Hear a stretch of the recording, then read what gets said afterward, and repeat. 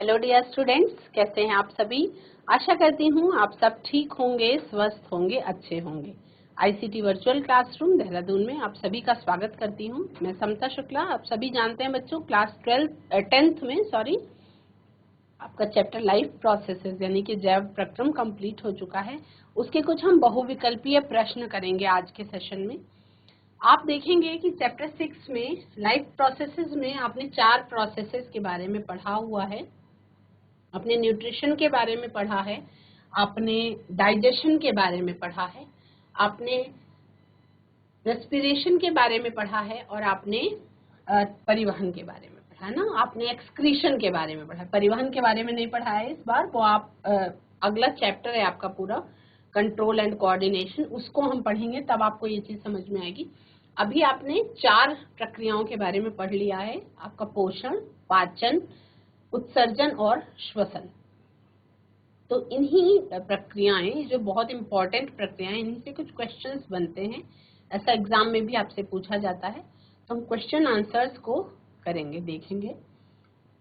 पहला प्रश्न है, which of the following statement about the autotrophs is incorrect. यानी कि ऑटोट्रॉफ्स क्या होते हैं? स्वपोषी पौधे होते हैं, आप सभी को पता है। तो स्वपोषी पौधों के बारे में कौन सा स्टेटमेंट इनकरेक्ट है, ये आपको इसमें चूज करना है। पहला सेंटेंस है, पहला ऑप्शन है, they synthesise carbohydrates from carbon dioxide in the presence of sunlight and chlorophyll. Option number B है, they store carbohydrates in the form of starch. Option number C है, they convert carbon dioxide and water into carbohydrate in the presence of sunlight. और option number D है, they constitute the first trophic level in the food chains. अब इन तीनों चारों में ज्यादातर जो सेंटेंसेस हैं वो सही हैं, आपको इनकरेक्ट कौन सा है वो चूज करना है। तो इसका आंसर क्या है बच्चों? इसका आंसर है, they convert carbon dioxide and water into carbohydrates in the presence of sunlight. Answer जो है, जो गलत वाला ऑप्शन है वही आंसर है, क्योंकि क्वेश्चन में ही पूछा गया है इनकरेक्ट स्टेटमेंट, यानी जो इनकरेक्ट है वही पूछा गया है। तो ए जो है वो उसमें क्या लिखा हुआ है, they synthesize carbohydrates from carbon dioxide and water in the presence of sunlight and chlorophyll। यानी कि ये क्या करते हैं, ये कार्बोहाइड्रेट्स बनाते हैं कार्बन डाइऑक्साइड और वाटर और सनलाइट की प्रेजेंस में, जब क्लोरोफिल का भी ये यूज करते हैं। दे store carbohydrates in the form of starch, ये स्टार्च के रूप में कार्बोहाइड्रेट्स को स्टोर करते हैं। दे convert carbon dioxide and water into carbohydrates. ये जो तीसरा सेंटेंस है यही गलत है बच्चों, है ना। तो इसीलिए ये सॉल्यूशन है आपका, ये सही आंसर है। कौन सा? Option number C. ये कार्बन डाइऑक्साइड और वाटर को कार्बोहाइड्रेट्स में नहीं कन्वर्ट कर देते हैं सनलाइट में, ठीक है। तो अब अगर हम देखें इसको, एक्सप्लेनेशन क्या है, इनको सनलाइट चाहिए होती है कार्बन डाइऑक्साइड और वाटर को कन्वर्ट करने के लिए, ठीक है। नेक्स्ट देखेंगे, in which of the following groups of organisms food material is broken down outside the body and absorbed। ये जो निम्नलिखित ग्रुप्स आपको जीवों के दिखाए गए हैं, इसमें फूड मटेरियल जो है वो तोड़ा जाता है शरीर के बाहर और एब्जॉर्ब होता है। ऑप्शन नंबर ए है mushroom, green plants, amoeba. Option number B है yeast, mushroom, bread mould. Option number C है पैरामीशियम, अमीबा, कस्कुटा। और ऑप्शन नंबर डी है कस्कुटा, लाइस और टेपवर्म, है ना। तो इसमें जो आंसर है वो सही कौन सा है? ऑप्शन नंबर बी जो ऑर्गेनिजम्स का ग्रुप है ये सही आंसर है। ईस्ट, मशरूम और ब्रेड मोल्ड इसका आंसर है, जिसमें उनके शरीर के बाहर ही भोजन जो है वो तोड़ दिया जाता है, ब्रेक डाउन कर दिया जाता है। Yeast, mushroom and bread mould are saprophytes. क्या है ये सभी? ये सभी बच्चों क्या है? मृतोपजीवी हैं, यानी मृत या सड़ी गली वस्तुओं पर अपना जीवन यापन ये कर लेते हैं। तो सेप्रोफाइट्स जो होते हैं इनकी क्वालिटी क्या होती है कि सेप्रोफाइट्स जो है वो फूड मटेरियल को शरीर के बाहर ही ब्रेक डाउन कर लेते हैं और उसके बाद उसको एब्जॉर्ब, जैसे हम खाना खाते हैं तो हमारा फूड का जो ब्रेक डाउन है वो शरीर के हमारे अंदर होता है, वो क्या करते हैं, ब्रेक डाउन शरीर के बाहर ही कर लेते हैं, केवल जिन न्यूट्रिएंट्स की इनको जरूरत है वो न्यूट्रिएंट्स वो एब्जॉर्ब कर लेते हैं। ठीक है, क्लियर, समझ में आ रहा है आप सभी को? तो ये वाला जो ग्रुप है यीस्ट, मशरूम और ब्रेड मोल्ड का, वो आपका आंसर है। ऑप्शन नंबर 3 देखेंगे। ये क्वेश्चन सभी बच्चे रिवाइज कर रहे हैं, काफी दिनों के बाद क्लास है तो सारा रिवाइज कर लेंगे एक बार हम, उसके बाद फिर हम अगले सेशन में चैप्टर नया स्टार्ट करेंगे। क्वेश्चन नंबर 3 है सेलेक्ट द करेक्ट स्टेटमेंट, लेकिन इस बार क्या करना है, सही कथन का आपको चुनाव करना है। ऑप्शन नंबर ए क्या है, heterotrophs do not synthesise their own food, यानी विषमपोषी पौधे, विषमपोषी जो होते हैं वो अपना भोजन स्वयं निर्माण नहीं करते हैं। ऑप्शन नंबर बी है heterotrophs utilise solar energy for photosynthesis, विषमपोषियों को प्रकाश संश्लेषण की प्रक्रिया के लिए सूर्य की ऊर्जा की आवश्यकता होती है, मतलब वो उसको यूटिलाइज करते हैं। हेटेरोट्रॉफ्स के बारे में ही ऑप्शन नंबर सी है, विषमपोषी सिंथेसाइज देयर ओन फूड, अपना भोजन स्वयं बनाते हैं। और चौथा ऑप्शन है heterotrophs are capable of converting carbon dioxide into carbohydrates, यानी विषमपोषी जो हैं वो सक्षम होते हैं कि वो कार्बन डाइऑक्साइड को कार्बोहाइड्रेट्स के रूप में तोड़ सके। तो इसमें आप देख रहे हैं करेक्ट स्टेटमेंट आपको चुनना है, तो option number B, option number C और ऑप्शन नंबर डी तीनों ही इनकरेक्ट हैं। करेक्ट सेंटेंस क्या है, हेटेरोट्रॉफ्स यानी कि विषमपोषी, हेटेरोट्रॉफ्स यानी कि विषमपोषी अपना भोजन स्वयं नहीं बनाते हैं, विषमपोषी अपना भोजन स्वयं नहीं बनाते हैं।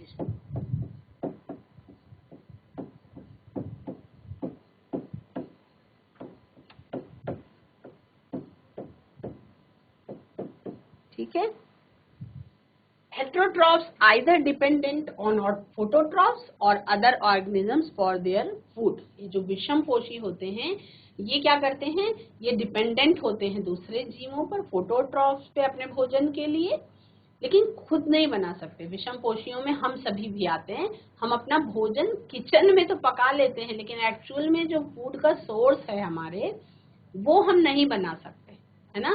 मतलब ऐसा नहीं हो सकता कि हम किचन में खाना बना के ना खाएं, हमारा शरीर ही हमारे लिए भोजन का निर्माण कर दे, ऐसा पॉसिबल नहीं है, है ना। तो ये क्लियर सभी बच्चों को समझ में आ रहा है, यही करेक्ट सेंटेंस है। एक पाचन वाले पार्ट से आपका एक क्वेश्चन है, which is the correct sequence of parts in human digestive system, correct sequence in parts का ह्यूमन डाइजेस्टिव सिस्टम में क्या है। ऑप्शन नंबर ए है, सबसे पहले जो पार्ट आता है डाइजेस्टिव सिस्टम का वो है माउथ। उसके बाद ऑप्शन नंबर ए में आप देख रहे हैं mouth, then stomach, then small intestine, then oesophagus और उसके बाद लार्ज इंटेस्टाइन। बी में आप देख रहे हैं माउथ के बाद ओसोफेगस, फिर स्टमक आ जाता है, फिर लार्ज इंटेस्टाइन, उसके बाद स्मॉल इंटेस्टाइन। तो आपको करेक्ट सीक्वेंस देखना है, इन चारों में से चूज करना है कि कौन सा ऑप्शन सही है। तो ऑप्शन नंबर जो है बच्चों डी, वो एक्चुअल में एकदम सही है। ऑप्शन नंबर डी जो है क्या है, माउथ, सबसे पहले मुंह आता है हमारा डाइजेस्टिव सिस्टम में, उसके बाद फिर ग्रसिका आती है हमारी, ओसोफेगस जिसे हम कहते हैं, उसके बाद या इसे हम फूड पाइप भी कहते हैं, है ना, भोजन की नली जो होती है। उसके बाद पेट आता है आपका, स्टमक जिसको कहते हैं, एक अब जे शेप्ड बैग लाइक स्ट्रक्चर होता है, और इसी में सीएल वाले अम्ल मौजूद होते हैं, जिससे क्या होता है, भोजन पचने लग जाता है। उसके अलावा क्या है, स्मॉल इंटेस्टाइन क्षुद्रांत है, और उसके बाद क्या है, लार्ज इंटेस्टाइन यानी कि बड़ी आंत है।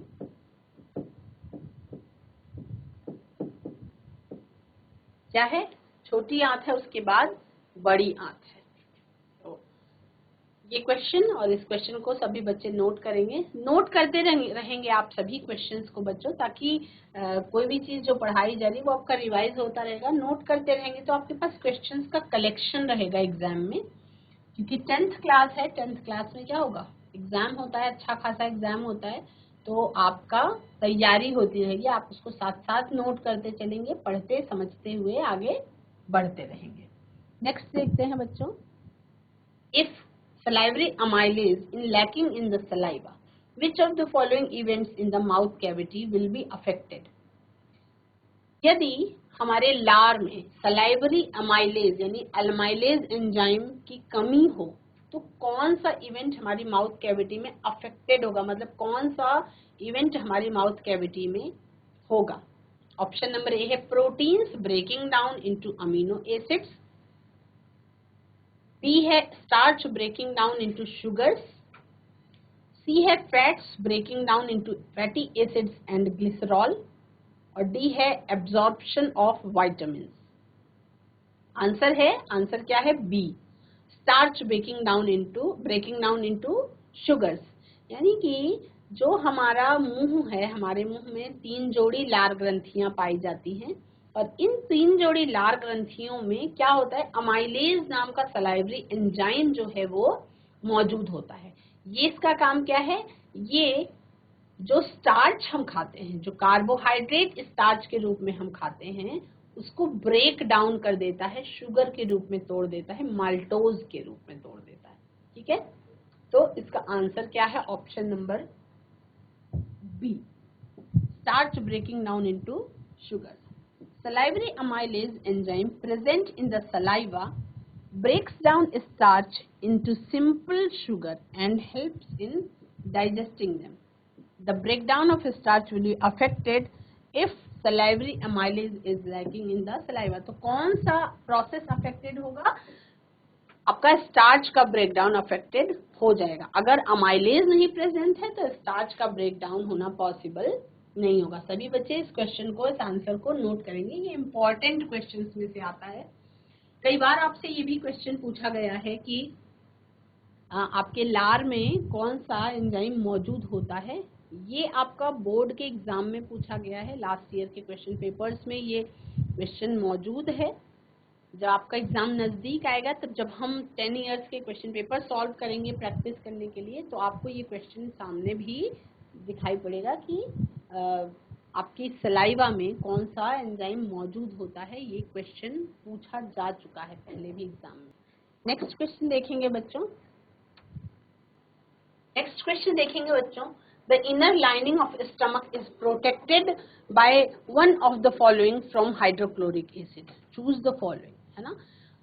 जो हमारा पेट होता है, आप सभी को पता है कि एक जे शेप्ड स्ट्रक्चर होता है, एक ऐसा थैली के समान संरचना होती है ना, इस तरीके का। तो इसकी जो इनर लाइनिंग होती है अंदर की तरफ, क्योंकि इसके अंदर क्या मौजूद है, HCl, तो इस HCl के बचाने के लिए अंदर की तरफ कौन सी ऐसी लाइनिंग होती है जिससे हमारा पेट, HCl क्या है, एक प्रकार का एसिड है, अम्ल है और बहुत ज्यादा कैसा है, बहुत जिसको कहते हैं बहुत खतरनाक अम्ल है। अम्ल जो है ये भोजन के पाचन में प्रयोग होता है, काम आता है। तो HCl हमारे पेट में मौजूद होता है। HCl से बचाने के लिए हमारी जो पेट की अंदरूनी दीवार है, अंदरूनी सतह है, उसको हम कैसे बचा सकते हैं? तो उसको बचाने के लिए ईश्वर ने हमारे शरीर में दिया हुआ है म्यूकस, यानी कि सलाइवा। म्यूकस यानी कि श्लेष्मा। क्या है? म्यूकस यानी कि श्लेष्मा। ये जो श्लेष्मा है इसकी मौजूदगी हमारे पेट में होती है म्यूकस के रूप में, जिससे हमारे पेट के अंदरूनी दीवार की रक्षा होती है। तो इसको भी सभी बच्चे नोट करेंगे अपनी कॉपी में। नेक्स्ट देखेंगे, Which part of alimentary canal receives bile from the liver? Alimentary canal का कौन सा पार्ट है जो हमारे लिवर से बाइल रिसीव करता है ना। एलिमेंट्री कैनाल का कौन सा पार्ट है जो हमारे बाइल से, जो हमारे लिवर से निकलने वाले बाइल को स्टोर करता है, रिसीव करता है ना। ऑप्शन नंबर ए में दिया गया है स्टमक, ऑप्शन नंबर बी में दिया गया है small intestine, option number C में दिया गया है लार्ज इंटेस्टाइन और ऑप्शन नंबर डी में दिया गया है ओसोफेगस, है ना। इन चार में से कौन सा ऑप्शन है? बाइल रिसीव करने वाला जो पार्ट है वो है स्मॉल इंटेस्टाइन। स्टोर करने वाला पार्ट नहीं पूछा जा रहा है, रिसीव करने वाला पार्ट पूछा, जहां पे वो काम करता है ना। तो bile goes to small intestine from gall bladder through hepato pancreatic duct. Small intestine receive करता है और बाइल को स्टोरेज कौन करता है? बाइल स्टोरेज का काम, बाइल स्टोरेज का काम किसका है बच्चों? गॉल ब्लैडर का।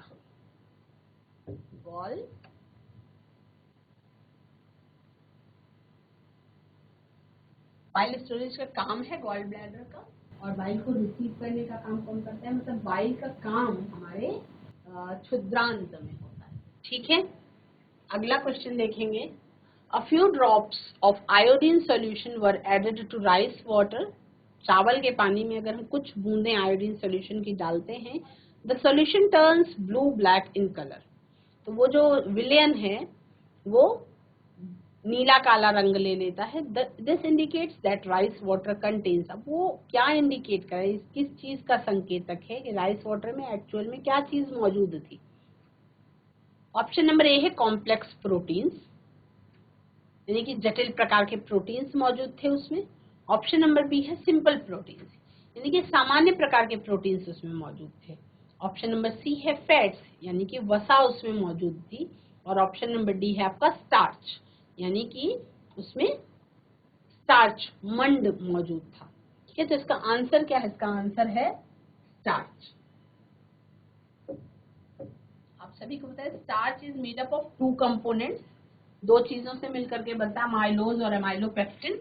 When we add iodine to starch, जब हम आयोडीन को स्टार्च वाले कंटेनिंग वाटर में डालते हैं तो वहां पे अमाइलोज जो है वो रिएक्ट करता है आयोडीन के साथ और एक ब्लू ब्लैक कलर का कॉम्प्लेक्स बनाता है। अब यहाँ पे एक सॉल्यूशन जो है वो ब्लू ब्लैक कलर देता है on adding iodine which confirms the presence of starch in the rice water. ये जो ब्लू ब्लैक कलर दे रहा है आयोडीन मिक्स करने पर, ये rice water blue black colour दे रहा है। तो सभी बच्चों को क्लियर समझ में आ रहा है ये? इस क्वेश्चन को भी आप सभी बच्चे नोट कर लेंगे। नेक्स्ट क्वेश्चन देखेंगे बच्चों। In which part of the elementary canal food is finally digested? Elementary canal के कौन से पार्ट में आपका फूड जो है वो फाइनली पच जाता है? ऑप्शन नंबर ए है स्टमक, ऑप्शन नंबर बी है mouth cavity, option number C है लार्ज इंटेस्टाइन और ऑप्शन नंबर डी है स्मॉल इंटेस्टाइन। ठीक है, तो आपका जो आंसर है वो है स्मॉल इंटेस्टाइन, यानी कि आंसर इसका स्मॉल इंटेस्टाइन है। क्यों?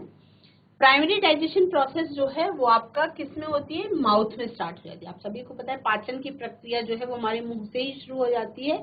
जैसे ही हम खाने को चबाना शुरू करते हैं तो उसमें मौजूद स्टार्च जो है वो शुगर में कन्वर्ट होने लगती है। उस भोजन में मौजूद स्टार्च जो है जब हम मुंह में चबाना शुरू करते हैं तो वो कन्वर्ट होने लगती है शुगर में, सिंपल शुगर में। स्टमक में भी most of the digestion process complete हो जाती है, यानी कि आधा प्रोटीन का भी पाचन हो जाता है स्टमक में। जो बाकी बचता है वो स्मॉल इंटेस्टाइन में हो जाता है और स्मॉल इंटेस्टाइन में कंप्लीटली पाचन पूरा हो जाता है। जो हमारे खाने के बाद, पाचन की प्रक्रिया के बाद जो वेस्ट मटेरियल होता है वो आपका लार्ज इंटेस्टाइन में जाता है ना। तो हम ये कहेंगे कि जो आपका पाचन की प्रक्रिया है वो कहाँ पे कंप्लीट हो गई, फाइनली फूड डाइजेस्ट कहाँ पर हो गया, वो आपका स्मॉल इंटेस्टाइन में ही डाइजेस्ट हो जाता है। ठीक है, तो ये क्वेश्चन, इसका आंसर सभी बच्चे नोट करेंगे।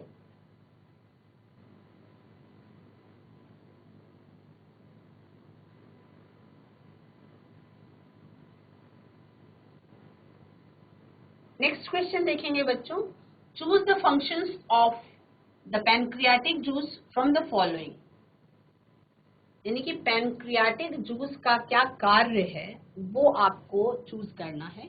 ऑप्शन नंबर ए है trypsin digests protein and lipase carbohydrates, यानी कि ट्रिप्सिन जो है वो प्रोटीन का पाचन करता है और लाइपेजेस जो है वो कार्बोहाइड्रेट्स का पाचन करते हैं।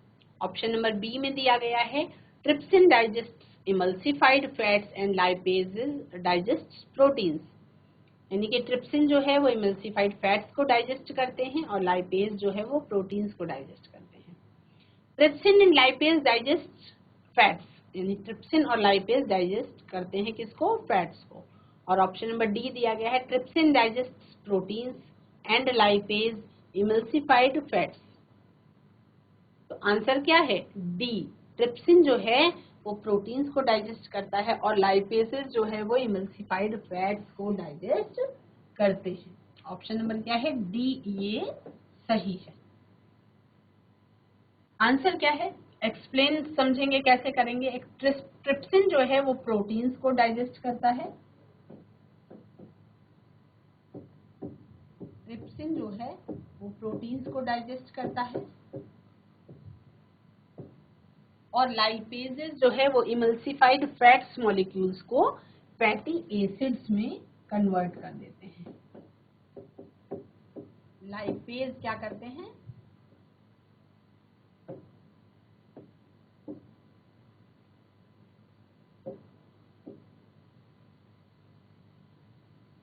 लाइपेज क्या करते हैं? वसा को कन्वर्ट कर देते हैं किसमें? फैटी एसिड्स में, वसा अम्ल में और छोटी छोटी गोलिकाओं में। जैसे बहुत बड़ा सा फैट है, यहाँ पे लाइपेज का यूज होता है और छोटी छोटी गोलिकाओं में ऐसे तोड़ दिया जाता है। ठीक है, तो ये सभी क्वेश्चन बच्चे समझ रहे हैं। आगे हम और क्वेश्चंस करेंगे, इसको आप सभी नोट करेंगे अपनी कॉपी में।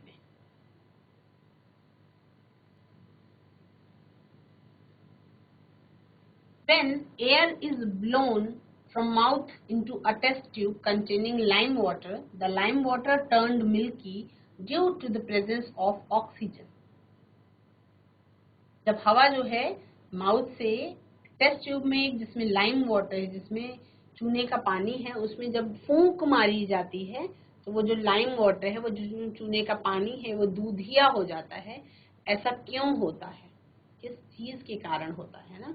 तो ऐसा हमारी सांस में, जो हम सांस छोड़ रहे हैं, उसमें मौजूद कार्बन डाइऑक्साइड के कारण ऐसा हो जाता है कि जो चूने का पानी है वो दूधिया हो जाता है। ये रिएक्ट कर देता है, carbon dioxide reacts with lime water to convert it to milky. जो कार्बन डाइऑक्साइड है ये रिएक्ट कर देता है और ये लाइम वाटर को दूधिया पानी के रूप में बदल देता है।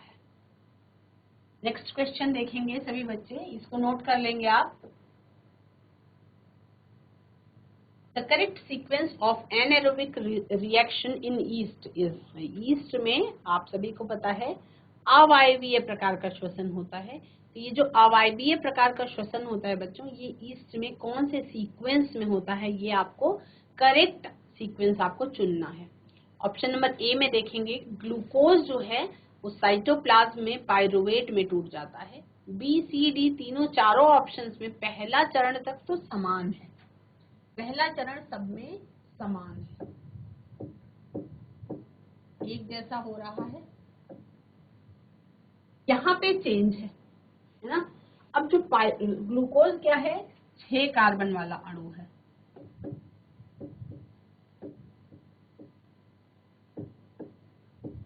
ना? और पाइरुवेट क्या है? 3 कार्बन वाला अणु है।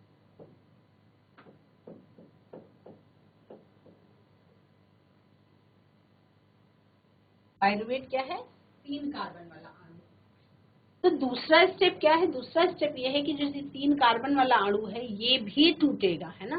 तो ईस्ट जो है वो अवायवीय प्रकार का श्वसन करता है, यानी कि उसमें ऑक्सीजन की जरूरत उसको नहीं होती है श्वसन की प्रक्रिया के लिए। तो उसमें क्या है कि वो प्रक्रिया कहाँ होगी? वो प्रक्रिया होती है माइटोकॉन्ड्रिया में नहीं होती। ठीक है, वो प्रक्रिया कहाँ होती है? साइटोप्लाज्म में ही होती है। और क्या बनाती है? एथेनॉल और कार्बन डाइऑक्साइड बनाती है। ठीक है, ईस्ट में साइटोप्लाज्म में क्या होता है? Glucose is break down in anaerobic condition to produce pyruvate which is further break down to ethanol and carbon dioxide. आपने ब्रेड में, बेकरी प्रोडक्ट्स में ईस्ट का इस्तेमाल किया जाता है। वहां पे आप सभी ने देखा होगा कि ब्रेड में जो छोटे छोटे छेद होते हैं, जो होल्स टाइप के आपको दिखाई पड़ते हैं, वो केवल यही कार्बन डाइऑक्साइड गैस बनने के कारण ही वो होल्स दिखाई पड़ते हैं। गैस तो खत्म हो जाती है और वो होल्स जो है वो ऑलरेडी उसमें बन जाते हैं, जिससे वो ब्रेड कैसी होती है? फ्लफी। जैसे आटे में, जब हम आटे में चीनी और ईस्ट डाल देते हैं यानी कि ईस्ट को चीनी के घोल में डाल देते हैं और उसको उस आटे में जिससे ब्रेड बन रही है उसमें मिक्स कर दिया जाता है। तो उसमें क्या होता है, जिसको हम सामान्य भाषा में कहते हैं बच्चों की खमीर उड़ गया। जो जानते नहीं वो कहते हैं आटे को सड़ा करके बनाया जाता है ब्रेड, है ना। तो उसमें एक्चुअल में क्या किया जाता है, ईस्ट जो एक बैक्टीरिया है उसको चीनी के पानी में घोल करके और उसी से आटे को बना लिया जाता है। तो ईस्ट क्या करता है, उसमें ईस्ट ग्रो करना शुरू कर देता है, क्योंकि ईस्ट का भोजन जो है वो शुगर है। तो ईस्ट ग्रो करना शुरू कर देता है और उसके बाद फिर वो आटा थोड़ा फ्लफी हो जाता है और उसके बाद फिर ब्रेड जो है वो बेक कर ली जाती है। तो एनारोबिक रेस्पिरेशन में ईस्ट का जो रेस्पिरेशन का करेक्ट सीक्वेंस है वो है ऑप्शन नंबर डी, है ना। ग्लूकोज जो है वो साइटोप्लाज्म में क्या होता है, पायरुवेट में बदलता है। और यहाँ तक आपका पहला पार्ट है और उसके बाद यहाँ से आपका ये दूसरा पार्ट है, ये जो है ये दूसरा पार्ट है।